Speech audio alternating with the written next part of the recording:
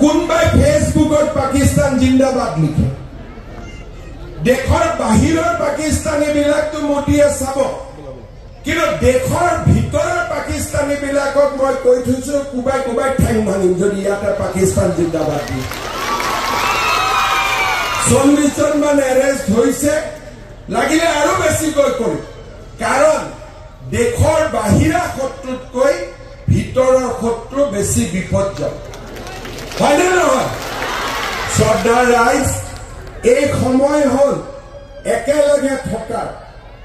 এই সময় হল প্ৰাৰ্থনা কৰাৰ সময় এই সময় হল আমাৰ সেনা বাহিনীৰ জোৱানসকলক সাহস দিয়াৰ সময় মই আশা কৰিম পঞ্চায়ত ইলেকশ্যন 7 তাৰিখে পাৰ হৈ যাব কিন্তু দেশৰ সন্মুখত অহা দিনকেইটা প্ৰত্যাহ্বানো থাকিব এটা বিশেষ পৰিস্থিতিৰ মাজেৰে দেশখন আগবাঢ়িব আপোনালোকে মোদী ডাঙৰীয়াৰ হৈ প্ৰাৰ্থনা কৰিব সেনা বাহিনীৰ হৈ প্ৰাৰ্থনা কৰিব আমাৰ যাতে ভাৰতীয় সেনা বাহিনীয়ে বিজয়ৰ তিলক পিন্ধি পুনৰ আমাৰ মাজলৈ উভতি আহিব পাৰে আপোনালোকে সকলোৱে মোৰ লগত ক'ব भारत माता के नरेंद्र मोदी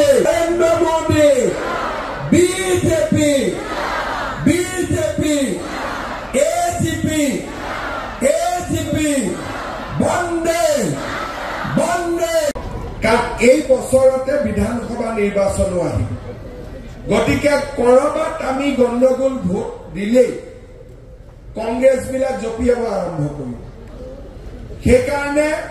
কংগ্ৰেছত ভোট দিব নালাগে আৰু ইয়াত যি নিৰ্দলীয় আহিছে তেওঁ কংগ্ৰেছী মই ভাল কৰি জানো গতিকে কংগ্ৰেছে নামতহে নিৰ্দলীয় কামত কংগ্ৰেছ শ্ৰদ্ধাৰ ৰাইজ আমাৰ দেশখন বজালি অসমৰ ভিতৰতে এখন বৌদ্ধিকভাৱে জাগ্ৰত জিলা শৈক্ষিক দিশত